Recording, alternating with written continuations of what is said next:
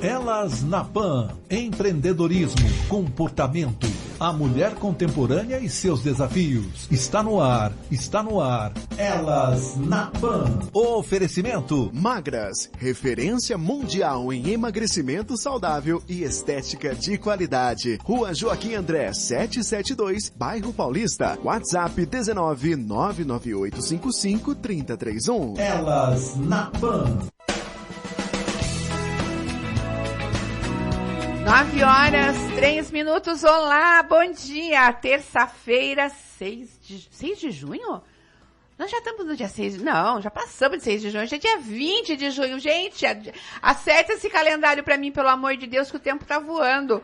20 de junho, tá começando Elas na Pan. Eu sou Cris Sanches e você fica comigo até as 10 da manhã, aqui na sua Jovem Pan News Piracicaba. Eu convido você a me acompanhar nesse encontro que temos toda terça-feira, às 9 da manhã, aqui na 99.5 FM.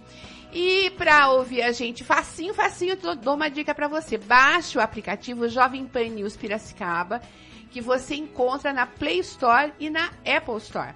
Assim você acompanha a nossa programação e fica por dentro de tudo que está acontecendo. Afinal, essa é a única emissora com notícias 24 horas de toda a região. E para mandar mensagem, dar sua opinião, fazer uma pergunta, sugerir uma pauta, é só anotar o nosso WhatsApp. Marca aí, 971482932. E se preferir, tem o direct do Instagram no perfil @Jovem Pan News Piracicaba. Você escolhe, tá bom? E eu vou aproveitar e te convidar para conhecer também o meu perfil no Instagram, @Papo com Cris. Se você quiser saber quem já passou pelo programa, os temas que nós abordamos, pode conferir tudo isso lá no meu arquivo, no canal Papo com Cris no YouTube. Tá tudo lá arquivadinho, viu? Não tem desculpa para não ouvir Elas na Pan, você entendeu? Cola na gente, que é sucesso.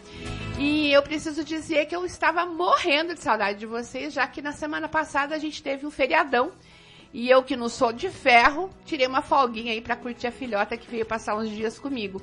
Olha, é de verdade quando eu digo que eu sinto falta. Eu costumo dizer que o meu trabalho me diverte, me ensina, me coloca cara a cara com gente maravilhosa. É um trabalho que não tem rotina, tem adrenalina na medida certa.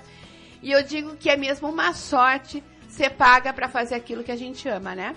E quando você tem talento artístico e faz dele o seu trabalho, então, tenho uma enorme, profunda admiração e respeito por pessoas que conseguem fazer isso. Mais que isso, conseguem ajudar outras pessoas a despertarem um talento muitas vezes adormecido. Eu estou me referindo aqui aos professores, músicos professores, artistas professores, né? Ai, gente, eu não quero mais me alongar e eu confesso que eu estou muito feliz e até emocionada por receber duas maravilhosas artistas da música que vão bater um papo comigo nessa linda manhã de quase inverno. Pois é, amanhã, a estação mais fria do ano, começa exatamente às 11h58, então a gente já vai almoçar em pleno inverno. Fica comigo, eu sou Cris Sanches, está começando o Elas na Pan. Elas na Pan.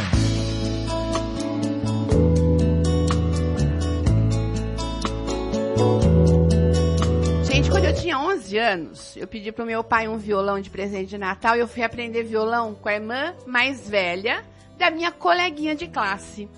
Era uma mocinha de 16 anos que mais parecia uma fada de tão linda e delicada que ela era. Ela viria a se tornar uma das mais conhecidas professoras de violão de Piracicaba e a grande professora de música do Colégio CLQ, onde ela trabalha já tem quase 30 anos, né? Eu tava doida para trazer ela para esse estúdio, essa minha amiga querida, essa grande professora que é a Gisele Vicino Beto. Bom dia, Gi! Bem-vinda, meu amor! Adorei essa entrada. Eu tô entregando a nossa idade aqui, né, Gi? Mas não tem problema, é. A gente tá chegando em alto estilo nessa fase da vida, né? Sim. E já que a ideia era arrasar também na qualidade e na importância das minhas convidadas, o meu lado tiete falou muito alto. E como a sorte grande estava ao meu alcance, eu tenho aqui do lado esse monumento de cantora, essa sambista fenomenal, professora de canto também, né? Aninha Barros. Bom dia, Aninha. Bem-vinda, querida. Bom dia, Cris. Obrigada pelo convite. Bom dia, ouvintes. Que delícia ter vocês aqui. Eu tô realmente feliz e diria até emocionada, porque Quem me conhece, a Gi me conhece, a Aninha me conhece, sabe também a paixão que eu tenho por música. Eu dediquei uma parte da minha vida a estudar música, né? E eu estou muito feliz de ter vocês aqui. Acompanho o trabalho das duas e acho que vocês têm coisas interessantíssimas, experiências interessantíssimas para trocar com a nossa audiência. Então, por isso é que vocês estão aqui, meninas. E eu já quero começar pedindo a vocês, vamos começar pela Gi. Eu queria pedir para vocês contarem para a audiência o que vocês estão fazendo. Eu já dei um toquinho aqui, né, Gi, falando que você está aula lá no Colégio CLQ, mas eu queria que você falasse um pouco sobre o trabalho que você faz neste momento. O que você está fazendo? Na verdade, sempre, né? Na verdade, sempre. Esse trabalho sempre foi com o violão, né? Que é a minha paixão. Sempre, desde pequenininha, descobri a grande paixão pelo violão, né? Fiz o clássico, que hoje, né? Quase poucos. Esse é que fica, né, no coração. Muita não conhece, né? Os grandes sambistas tocam com aqueles, né? Sabem os baixos, né? Mas hoje em dia a música, né? Não tem tudo isso. Então eu curto muito violão, sempre foi, né? E comecei e até agora continuo sendo professora de violão em primeiro lugar e depois educadora que está em mim, né?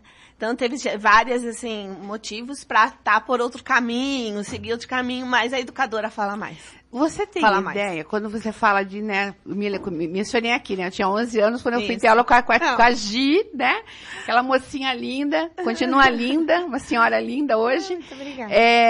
Você tem ideia de quantas pessoas você ensinou a tocar? Não tenho ideia, porque acho que assim, eu lembro que uma vez, quando eu casei, eu peguei uma caixinha que tinha umas fichas, né?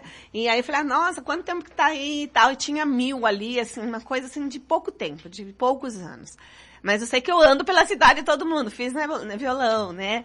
Tem escolas abertas. Olha, eu fiz com você. Então, assim, pessoas que... Muitos músicos de Piracicaba, com escolas abertas, estudaram comigo. Porque eu comecei com 12, né? 12 tinha 70 alunos. Você começou com 12 anos e você já tinha 70 alunos? É. Gente, ela foi professora daquele que provavelmente será o novo ministro do STF, que é o Cristiano Zanin, não é? Você ensinou o nosso futuro ministro do STF a tocar violão, não foi? Como primo também, né? Primo também, né, Gi? Meu primo, né? Muito legal. É Zanin, mas assim, muita gente, né, diversos... E a gente vê onde estão agora hoje, mas a música sempre acompanhou, né? Porque eles continuam falando, né? Falando como foi importante a passagem pela música. A gente vai falar sobre isso, então sobre como vocês impactam a vida das pessoas com a música que vocês levam, né? Aninha, você está dando aula? Você estudou em Tatuí também, Sou formada né? em Tatuí. Sou formada nós em somos três alunas de Tatuí. Nossa. Conta aí, o que você está fazendo? Além de demais, palco, né? Além do palco, você está dando aula hoje ou não? Tá só no palco mesmo? Na verdade, eu tive que assumir, eu tive que escolher, né? Ou educadora, ou dar aula, ou assumir a carreira artística. Os dois não dava para fazer, porque é muito cansativo. É muito, ainda mais o canto, porque você tem que demonstrar para o aluno, você tem que cantar os exercícios, né? Então é muito exaustivo para mim e para o aluno também, né? Que às vezes você não consegue ter a aula totalmente elaborada porque não tem tempo. Mas eu exerci, mas eu tenho muitos alunos também. Tive muitos alunos também. Tem alunos que às vezes eu encontro assim, em lugares que eu nem lembro, infelizmente. Por quanto tempo você deu aula? Eu dei aula de 2013 até 2020. Até 2028. Não, antes, né? Depois, né, Fernando? 2020. Antes da pandemia, você parou com a pandemia. Isso. Mas uns 2 anos antes. Então foi mais ou menos uns 5, 6 anos dando aula aí. Isso. Legal. E aí, o que aconteceu? O Samba da Aninha começou a ter uma agenda muito, muito exaustiva, assim, muito intensa, na verdade, né? E aí eu tive que escolher essa parte da carreira solo. Mas eu gosto muito. Quantos shows você tem aí em média? Você tem feito em média agora no pós-pandemia? Parece que todo mundo voltou com sede, né? A gente faz no mínimo, acho que uns 4 por semana, né? De 4 a 5 shows por semana. O ano passado a gente até fez uma enquete. Quantos shows foi anual, Fernando, que a gente fez? 207 shows no ano nós fizemos. 207 shows no ano passado, na volta pelo amor de Deus, queremos viver, exato, né? Exato. E esse ano aqui talvez a gente atinja um pouco mais. Você tá indo já para fora do estado? Como é que tá? Em outros lugares do Brasil, como é que tá essa... Ainda não. Eu cheguei a fazer Rio de Janeiro, Salvador, mas eu fui só eu, não levei a banda junto. Eu cheguei a fazer só... visitando, fazendo algumas participações, né? Que foram ótimas, maravilhosas, assim. Foi até durante o lançamento do meu CD, do meu segundo CD. Então, foi muito legal. Gente, viver de música exige, né, uma proeza. Quer dizer, a Gisele foi pelo caminho... interessante. Porque, assim, eu me lembro, né? A Aninha é mais nova que a gente, né? Ela tá de uma outra geração. Mas, na nossa geração... Você podia estudar música, a gente tem um monte de amigo assim, né, que eram músicos de orquestra, mas foram fazer engenharia, foram fazer direito, foram fazer outros cursos, porque tinha que ter uma outra profissão, como se fosse garantia, e viver de música era uma incógnita. Muitos deles hoje estão vivendo, né, isso ainda continua? Vocês acham que continua? É difícil escolher viver de música? Gi, pode? Olha, eu acho assim, eu tive mesmo essa escolha sem dúvida, né? E aos 6 anos de idade, né? Que foi aquela questão que meu pai colocou de Lermando Reis e eu chorava loucamente. Então não tive dúvida. Depois, conforme foi passando, houve momentos assim, vamos, outra coisa, né? Não, era a música. Então, para mim, foi a música, sim. Toda dificuldade tem, sim, né? Mas assim, na questão da educação... Para mim, é uma coisa necessária, né? As nossas crianças cada vez mais precisam, né? Eles são necessitados da música. E é o que está acalmando pós-pandemia também. Então, hoje a sala de música é um local terapêutico. Eu queria te perguntar sobre isso, né? Até para a Aninha também, né? Esse poder da música como terapia, como remédio, vamos chamar assim, né? Para muitos males... de fato, as pessoas estão descobrindo isso. Ontem eu recebi um release que em São Pedro é oferecido musicoterapia pelo SUS. Achei tão legal isso. Nossa, isso eu não sei. Muito bom. Musicoterapia pelo SUS. Quer dizer, o SUS já tem essa possibilidade, né? Até a gente vai trazer uma matéria sobre isso. Já está até gravada. E você sente isso em sala de aula, Gisele? Né? Que efeito essa música causa... né, para a criança, na formação da criança? Então, toda criança, ela chega, né, principalmente na ansiedade deles, né, e a gente acaba vendo que sai totalmente diferente da sala, mesmo em casa, né, mas na sala pega mais, porque dentre tantos, tem aqueles quietinhos e aqueles ansiosos, né, e porque a música não deixa de ter... Tem regras, não adianta, né? Então, o brincar na regra, ou fazer na regra musical, faz com que eles também igualem ali aos outros, né? Então, existe essa volta dessa ansiedade. Então, eu acho que é importantíssimo, e até hoje com os nossos alunos atípicos, que está cada vez maior. A gente vai falar sobre isso, né? Sobre os atípicos. Porque é engraçado falar sobre... porque a gente sempre fala que a música cura, né? A música cura. E aí, quando eu dava aula de canto, muitos, não só crianças, mas muitos adultos vinham através de médicos. Olha. Porque tinham depressão. Isso. Porque tinham... era muito... o trabalho era exaustivo. Então, o médico sempre falava, vai fazer música. Vai tocar um instrumento, vai fazer aula de canto, vai fazer... E sempre oradores também procuravam aula de canto, para perder o medo de falar em público. Então, assim, a música, ela é universal, né? Ela trabalha toda essa parte do emocional, é impressionante. E no palco, a gente mexe com... Quando você canta, quando você faz show, você mexe com o sentimento de muita gente. Então, às vezes, eu tô cantando, eu vejo uma pessoa... Aquela música, eu vejo a pessoa chorando, e eu tenho muita sensibilidade de perguntar o porquê ela estava chorando naquela música. Então, muita gente fala, porque lembrou meu pai, ou lembrou minha mãe, ou lembrou uma época que... Então, a música pode trazer muitas lembranças boas e tristezas também, como eu tenho também. que eu canto uma música, e eu lembro muito da minha tia que eu perdi. Então, essa coisa da música, ela explode um sentimento muito grande, assim. Então, é uma responsabilidade muito grande também que a gente carrega, né? Você tocou num ponto interessante, daqui a pouquinho a gente vai veicular, nós temos o quadro Cuca Legal, que é a nossa psicóloga Cristiane Zurini, ela fala justamente da memória afetiva que a música traz. Todo mundo tem um tema para algum momento da sua vida. Às vezes, um lugar que você está passando e você está ouvindo uma música naquele momento, eu tenho muito isso na minha memória, é muito interessante, como remete, né? Traz essa memória afetiva. Isso é muito interessante. Essa memória, Cris, pedindo licença, vem da barriga até. Né? E eu tive vários casos na escola, né? Da criança chorar e não saber por quê. Aí depois conversando com a mamãe colocava música quando estava esperando o bebê. É muito então interessante. Desde a barriga, desde a barriga. Vocês também já deram falaram um pouquinho sobre, né, a Gi, especialmente sobre o pai colocava disco do Dilema do Reis, foi um grande violonista brasileiro, aliás, o Brasil em termos de violonistas é um celeiro. Piracicaba tem grandes violonistas, né?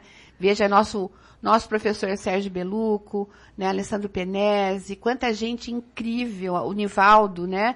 Nivaldo Santos, grandes violonistas, o Legal. A gente tem realmente é uma constelação aí de grandes violonistas, né? Você falou que seu pai colocava música, dilemando na vitrola. Mas o que mais? Tinha músicos na sua família, Gisele? Como vem essa influência? Então, é uma coisa bem interessante. Não. Mas aí eu tive um avô que abandonou a família, né? E foi embora, nunca mais souberam, ele deixou o pai, né? Meu pai com 4, na verdade 3 irmãos, e abandonou a avó e foi embora. Nunca mais, né? Foi embora. Aí, quando, no final da vida, ele volta, né? Ele volta e acaba morrendo na mão da minha avó. Uhum. E essa pessoa ficou assim, um enigma para a família. Onde ele está? Como está? E ele era músico, né? E ninguém sabia. Ninguém sabia. Então, eu sinto assim que, eu acho que, de alguma maneira, eu herdei desse avô que foi embora. Se você for buscar, você vai acabar encontrando mesmo na árvore genealógica alguém que, né? Você tem isso, Aninha? Como é que foi o seu? Avô. O meu, a parte do o pai da minha mãe, ele era multi-instrumentista e não tinha estudado. Ele tocava sanfona, tocava violão, tocava viola. Que lindo. E aí, ele morreu muito cedo. A minha mãe tinha 14 anos quando meu avô morreu. Eles eram em 5 irmãos. E aí minha avó acabou vendendo os instrumentos, né? Porque ela ficou sozinha com as crianças.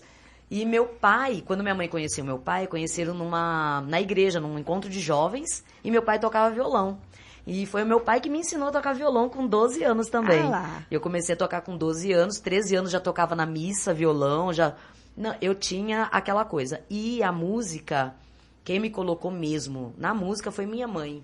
Com 14 anos. E ela me inscreveu num primeiro festival que teve aqui em Piracicaba, no Lar dos Velhinhos. Ela me inscreveu com 14 anos. E aí eu não parei mais. Aí eu já sabia que eu ia ser cantora, que eu ia ser artista. Você subiu no palco e falou, aqui que é meu lugar. Eu nunca tive outra coisa na cabeça que não ser cantora. Que bacana, né? Então, veio através. E minha mãe canta também. A minha família é muito festeira.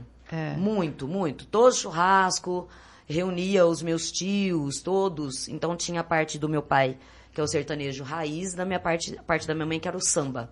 Então eu tenho muito essa mistura. E a lembrança afetiva, eu lembro do Sivuca, que era um a minha mãe tinha um CD não. Na época era o disco ainda.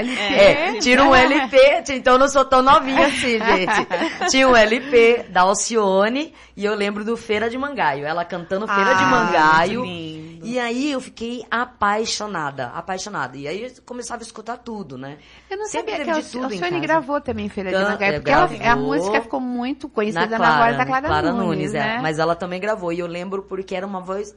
Alcione sempre teve uma voz muito forte. Depois da Alcione que eu vim conhecer a Clara Nunes. Olha. Foi a Alcione primeiro. Minha mãe tinha vários discos da Alcione. Vários, assim. E aí eu conheci, e a música mais forte, assim, foi Feira de Mangaio. Então, assim, é legal essa mistura, né, de ritmos e... E vocês estão dizendo coisas aqui que é muito interessante no sentido assim, como a família é importante no despertar ou no estímulo, né? Tem muita gente que obriga o filho a fazer, né? Eu acho assim, você pode apresentar e a criança dizer, eu gostaria de experimentar isso aqui. E ela fazer, tem gente que vai, minha mãe falava assim, engraçado, eu nunca precisei lembrar você que você tinha aula de violão e nem dizer que era, você catava o seu violão e ia embora, ia a pé, né? A gente andava a pé naquela época, né? Exatamente, violãozinho aqui, não tinha nem capa. Exatamente. Pegava ônibus, Então, né? assim, é nesse nível. A minha filha aprendeu flauta transversal, o tempo que ela quis aprender, quando ela falou, não, eu não tô mais na vibe, vou parar, preciso fazer outra coisa. E foi fazer outra coisa. Não deixou de gostar de música, mas estabeleceu outras prioridades. Então, a gente não pode forçar. Mas quando tá lá dentro, é latente, não tem o que segure mesmo, né? Quando eu fazia aula de violão, minha mãe vivia reclamando com o professor que eu parava os meus deveres de casa pra tocar violão. E ele falou assim, mas é assim que ela vai aprender, porque ela sente vontade naquele momento e ela vai lá e toca, e ela vai lá e ensaia, né? E é muito engraçado isso. E outra coisa, quando eu dava aula de canto, eu sempre falava para os pais dos alunos, que às vezes os pais, o sonho deles, que eles não conseguiram realizar, eles colocam no filho. Transferem no filho. Exatamente. Então, aconteceu muitas vezes da pessoa, da criança estar na aula, mas você sente que ela não quer fazer aquilo. Sente é um mesmo, sonho do né? pai ou da mãe, e aí você tem que ter um jogo de cintura, que é a coisa da psicologia junto ali, né? De sentar e conversar com o pai, com a mãe, explicar, porque você vai ver que não vai ter uma evolução e você acaba perdendo seu tempo também ali. Porque não vai, né? Você percebe que não vai. E aí você tem que ter um jogo de cintura. Não precisa nem ter talento, mas se a pessoa tem vontade, tá dedicada àquilo, é até gostoso você, né, ajudar aquela pessoa a caminhar, né? Olha, eu falo que no tempo que eu dei aula, eu dei aula durante 20 anos, né? No tempo que eu dei aula de canto, eu lembro de um rapaz que ele veio de Minas Gerais e ele veio trabalhar com o tio, mas a família dele ficou lá, uma família bem pobre, tinha um sítiozinho, né? Bem no interior mesmo. E aí ele veio pra cá trabalhar com o tio de servente de pedreiro para ajudar os pais. O sonho dele, ele já tocava um pouco de violão, mas o sonho dele era cantar tocando violão, que ele não conseguia ter esses dois, né? Essa percepção. A coisa mais gratificante não é pegar uma pessoa que já tem um talento. Claro que já tem um talento, você tem uma direção, você dá uma direção para a pessoa vai entender. Mas quando você pega a pessoa do zero e você vê que você realizou o sonho dele, de fazer pelo menos uma música, ele sentir ele cantando, se entregando, né, para a aula, com toda a dificuldade que ele tinha. E eu lembro de uma cena que eu estava na aula de canto, na época acho que ele nem tinha celular, não tinha nada de comunicação. E ele chegou de bicicleta, tava meio que chovendo, ele chegou de bicicleta, assim, na frente da escola, aí ele pediu pra ir me avisar na sala que ele não ia poder ficar na aula, porque ele estava todo sujo do serviço, que não deu tempo dele ir na casa do tio tomar banho. Olha só, ele foi até a escola me avisar. Eu falei assim, você entra agora na sala. Por favor. Você entra, eu até arrepio de lembrar. E foi um momento mais emocionante. E ele tinha um problema auditivo muito grande. E eu expliquei para ele desde o início. Falei, olha, nós vamos trabalhar a sua percepção auditiva, que ela é muito deficiente, para você poder entender como colocar isso no violão depois. Ele ficou durante 5 meses. Ele nunca faltou da aula. Então, gente, isso nunca faltou. Impagável, né? 5 meses só trabalhando a audição, Até que um dia ele cantou uma música inteirinha. afinadinho, tocando violão. Eu até chorei, assim, fiquei emocionada. E pensando, a gente que toca, pensando num pedreiro que faz um serviço braçal pesado, exato. As mãos são calejadas, é mais difícil, as mãos são mais brutas, né? Imagina a busca dele para refinar isso e para conseguir. Nossa, muito bacana essa história. Mas o fato de, essa coisa do querer, você entendeu? Isso. Ele não ele não conseguia ligar, então o que ele fez? Ele foi até lá, falou que não ia poder ficar por conta de estar sujo do serviço. Eu falei, não, você vai entrar agora na aula, por favor.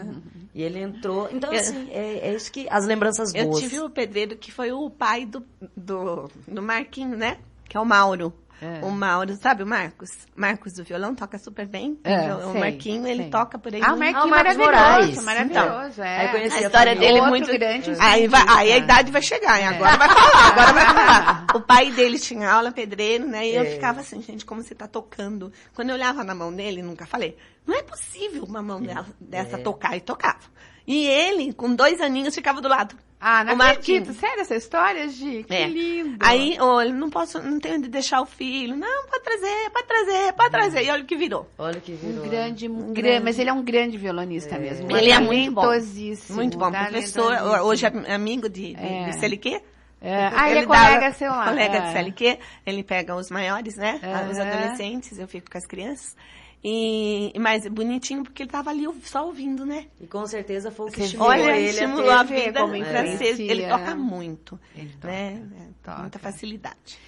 Vamos pro break? Gente, o papo tá bom aqui. Tem muita coisa pra gente conversar. Nós vamos pro break e voltamos já. Elas na Pan.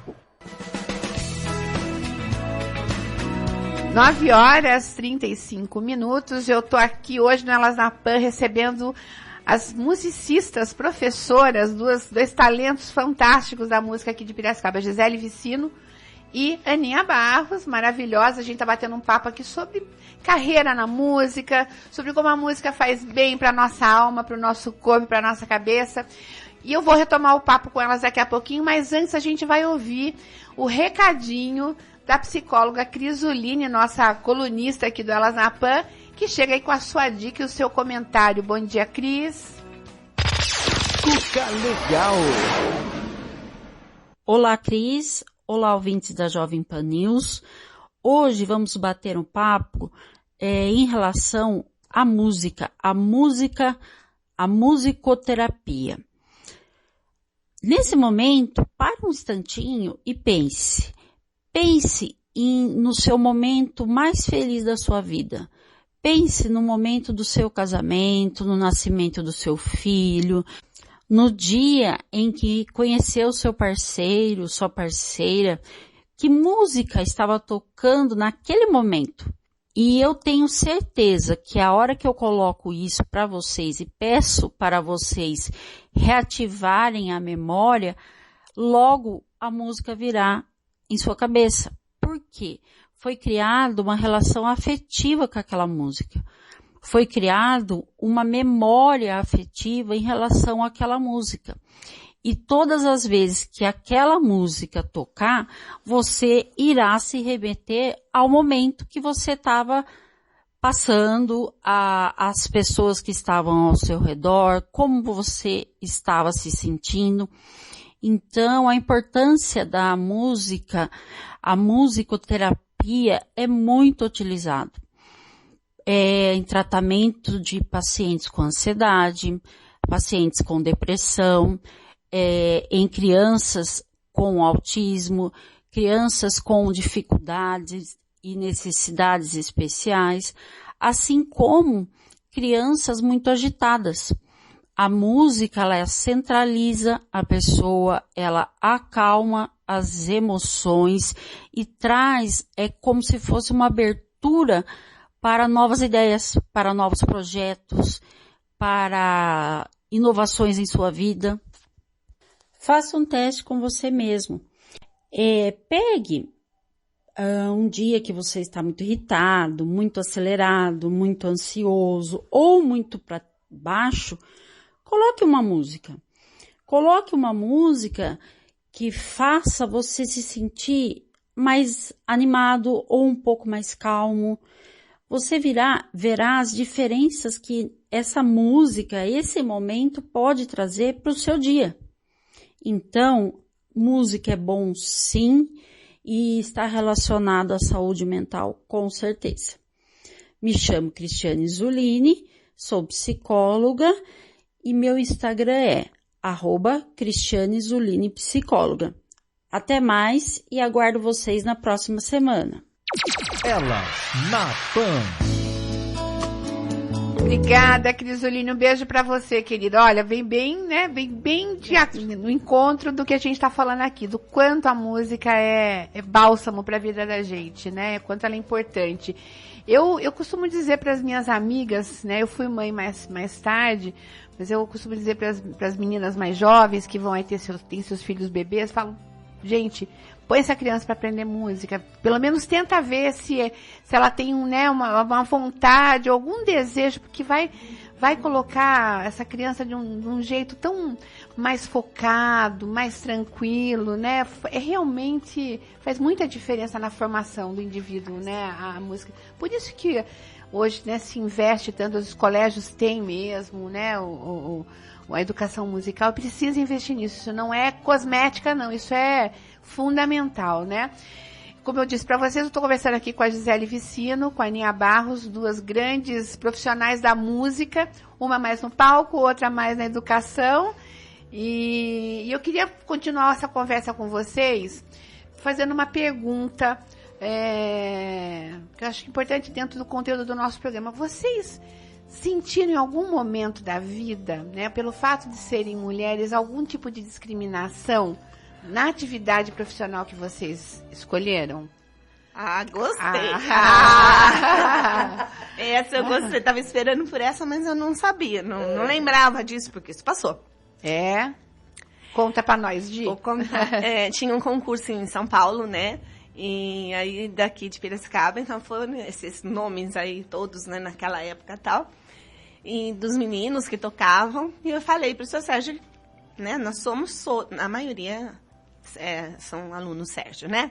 Sim, a maioria de Piracicaba. Todos passaram até Pinés. Então todos passaram por ele. Lá vai. Não é possível. Mulher não. Do Belugo. Seu Sérgio. Eu falei, seu Sérgio, por que não? Ele falou, não, como que eu vou levar uma menina para São Paulo para tocar? Vamos dar um desconto, porque ele é um homem maravilhoso. Amo, mas tá na época, anos, né? 90, então, eu vou visitá-lo. Mas assim, na época, mulher não. Porque realmente não tinha, né? Não tinha. É verdade. E eu era mais velha da turma, né? Da Ivete, Sandra. Então eu era mais velha das meninas, né? Aí ele não quis. E fomos tal. Quando eu fui, nós fomos de ônibus, uma loucura. Aí no metrô, eu fui de salto. Ela andava toda na estica, essa mulher. Aí pronto, o salto quebrou, né? No metrô. Não disse que mulher não era. Muito bonitinho ele e tal. E aí todos, né? Eu fui lá, a história foi engraçada, porque eu acabei de tocar, eu fui comer um lanche. Aí eu fui comer um lanche, fiquei sossegada, fiquei lá fora. E voltei com a mão engordurada. Eu tinha sido escolhida as 6 melhores do estado de São Paulo. Só que a gordura atrapalhou na hora de tocar, né?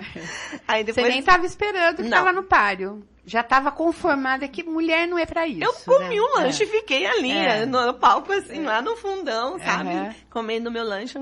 E foi interessante. Depois aí ele mudou essa ideia, né? Tem as meninas que nós tocamos, a maioria do quinteto agora são mulheres. É só o Mager, né? Maravilhoso. Então, mas também, teve muita. Teve essa questão de mulher não toca violão. Era mais o violão, né? Uma coisa assim, meio que... Piano também, né? Porque... Tem tanta piano, gente. Na verdade, acho que era mais feminino. Eles mas mais a Chiquinha lá que... A Chiquinha Gonzaga que abriu. Ela brigou. Gonzaga. No meu caso, eu acho que eu sofri mais preconceito quando eu fui ser cantora de banda de baile. Que que aí eu fiquei muito tempo na banda Templos, né? Cantei 14 anos lá. Você foi vocalista da Templos, que é uma banda super consagrada. Sim, eu peguei a tocou até na minha formatura. Não era, você não cantou. Não era você não tava lá, mas tocou na minha formatura. Né? Então, mas eu fiquei muito tempo lá. O Fernando também foi tecladista da banda Tempos. A gente se conheceu lá. Fernando é o marido da Daninha, que tá aqui nos dando o prazer da presença dele, mas hoje ele tá quietinho aqui, ele só tá dando suporte. E aí, Bacana. assim, no começo, antes mesmo de entrar na banda Templos, eu já tinha participado da Aquários, que foi a primeira banda de baile. Outra super primeira banda. não, né? Uma das bandas de baile que teve aqui. Eu passei por várias, antes mesmo de ficar esse tempo na Templos, né? E a coisa do preconceito é que você é mulher da noite. Isso. E que você é uma pessoa fácil. E que eles podem te abordar de qualquer jeito, né? Então, assim, se você não tem uma postura, não tem uma família, não tem um pilar ali junto com você, você é totalmente discriminada, tipo, é totalmente vulgar para eles, aos olhos, né? Você acha que isso ainda hoje persiste? Então, talvez sim, mas eu acho que hoje a postura da mulher Um pouco menos. tá mais forte. A mulher tá mais pra frente, qualquer linha profissional. Então, eu acho que a mulher se impõe mais, a mulher, ela tá mais consciente, ela observa que tá para acontecer alguma coisa ou que pode acontecer, ela já para. Então, eu acho que hoje a mulher tá mais objetiva, assim, nos pensamentos. Mas, antigamente, realmente era um pouco mais difícil. Eu também era uma menina, né? A gente vai ganhando experiência e são exatamente. experiências que a gente vai aprendendo a trabalhar nessas situações, né? Você tem o seu marido aqui do seu lado, Gisele também, tá casada com o Mário. Eu toquei no casamento da Gisele. Toquei, cantei. Ela cantou no meu casamento. Foi o casamento do século, depois a Lady Di foi o dela, foi muito bacana. Porque foi com alunos, né? Foi muito lindo. Bem interessante. Bem interessante. E como é que é essa relação? A Aninha mais porque até o maridão acompanha, né, Aninha? Você ele faz tudo lá. Faz tudo lá. Além de tocar no grupo do Samba da Aninha, ele é o produtor, né? Então ele que fecha a agenda, ele que fecha os orçamentos. Essa parte chata, burocrática, é tudo ele que a dor de cabeça vai pra ele. É uma parceria bacana. A pangastrite é dele. Eu fico com a parte do palco, artística ali. Você vai lá e brilha. É isso aí. Mas também Viu? E trabalhar com o marido não é fácil. rola? Dá pra... não sei, 21 Aliás, anos é um tema que eu vou trazer isso, né, pro Fê? programa. Trabalhando juntos. Ela é disciplinada, Fernando? Nem um pouco. É artista, né, amigo? Então o problema é seu. Se vira aí, né? É assim mesmo. E você, Gi? Você tem quantos anos de casado, Gi? 38. Eu tô aqui no casamento dela há 38 anos, você imagina, né? Então vamos... É bem interessante essa pergunta também, porque eu conheci o Mário no Sérgio Beluco. É verdade. Né? Então, assim, ele é uma pessoa que incentivou a vida toda por ser, né? E ele me via como a última, porque era assim no Beluco, né? Na hora de tocar no palco, a última era a melhor. Então ele, vamos chegar... A grande atração, a grande atração, que é a última. Então ele ficava lá no começo, tocou muito bem violão, né? Por 4 anos ele tocava. Então ele se apaixonou ali. Né? Na época eu era comprometida, mas ele foi, né? Ganhou. Ganhou. Então ele incentiva muito por ser, né? Ter estudado música. Então isso daí, mesmo que não vá, acompanhe, né? Porque na verdade também sou muito palco, mas palco na escola, né? Com muitos pais e tal. Então, no começo ele ia bastante, né? Hoje já não vai mais, porque ficou bem comum ali, não faz parte ali da coisa, mas o incentivo é muito grande. Aninha, olha que história engraçada. O que é a vida, né? O Mário realmente ele tocava muito bem. Nós éramos todos alunos porque teve um momento que eu também fui aluna do Sérgio Beluco, e a gente tocava nas audições, e o Mário tinha um violão. Na época, Del Vecchio era uma grande fábrica, eu cheguei a conhecer a fábrica. A Gisele tinha o top da Del Vecchio, que era o Segovia, era o modelo Segovia, o braço de ébano, né? E o Mário tinha um Sávio, que era o segundo da linha, o segundo melhor violão. E meu pai comprou esse violão do Mário, em segunda mão, com uma restituição no imposto de renda. Eu tenho esse violão até hoje, que era do Mário. E ele tem um som delicadíssimo, um som perfeito. Tem esse violão até hoje, que eu comprei do marido da Gisele, de segunda mão, porque ele acho que comprou um Segovia na época, não me lembro como. Ele comprou, e por isso que eu casei. Ele comprou o Segovia pra você. Que tipo de violão você tem mesmo? Só pra saber. Então tá bom.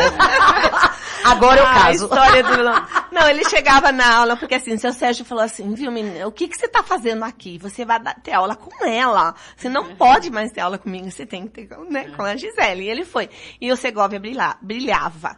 Aí eu disse pra ele, né, o que você faz com esse violão que brilha tanto? Aí ele falou que passava um produto, e trouxe.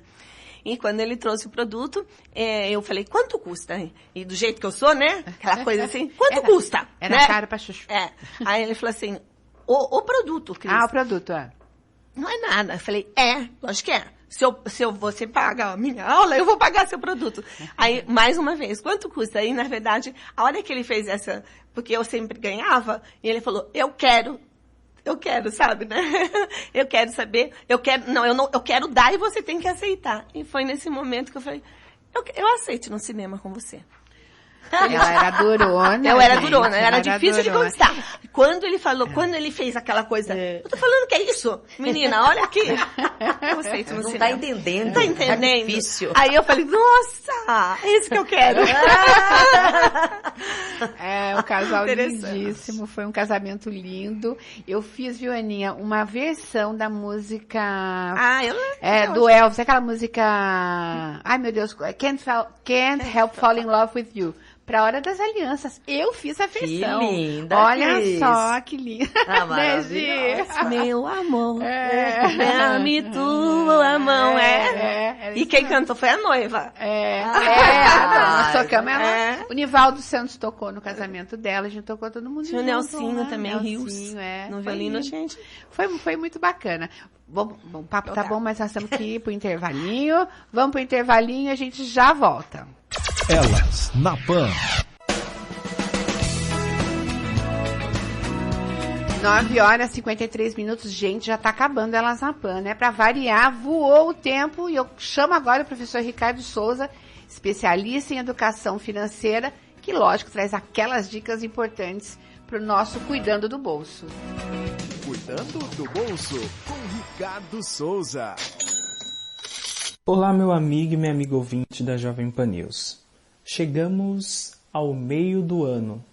Praticamente passamos a primeira metade de 2023. Muitas coisas boas aconteceram, outras que vocês podem considerar também que não foram pontos bons aconteceram, mas é sempre bom que a gente faça um balanço do ano, de como tem decorrido o ano para cada um de nós. Como aqui nós costumamos a falar de educação financeira e empreendedorismo, eu gostaria que você, meu caro amigo, minha cara amiga, e também os empreendedores e empreendedoras, pudessem fazer um balanço e uma perspectiva de quais eram os planos para 2023 e como você conseguiu ou não implementá-los. No começo do ano a gente sempre faz uma listinha de metas, ou pelo menos pensa em algumas metas que queremos implementar, ou até mesmo para o negócio, pensamos número de cliente, faturamento, expansão e metas e planos. Agora chegou o momento de avaliar como tem sido. Estamos caminhando para o rumo certo? Ou às vezes percebemos que alguns rumos eles não foram alcançados e que também agora não fazem mais sentido? 3 aspectos devem ser levados em consideração. 1. As metas e planos que não foram alcançados por alguma necessidade, alguma falta ou algum erro. E verificar o que precisa ser corrigido para que possa ser alcançado. 2. As metas e planos que antes pensávamos que agora não fazem sentido. Às vezes algo mudou, o rumo mudou, os pensamentos e planos mudaram e aquelas metas elas não fazem mais sentido. Essas metas elas precisam ser repensadas. E o terceiro ponto, algumas metas que podem ter surgido ou planos novos, que ao caminhar ou ao longo do trajeto percebemos que algumas oportunidades surgiram e devemos focar, ou dispensar um pouco mais de esforço para elas. Esses 3 aspectos, metas que devem ser deixadas, metas que devem ser ajustadas e metas que são novas e precisam ser impulsionadas.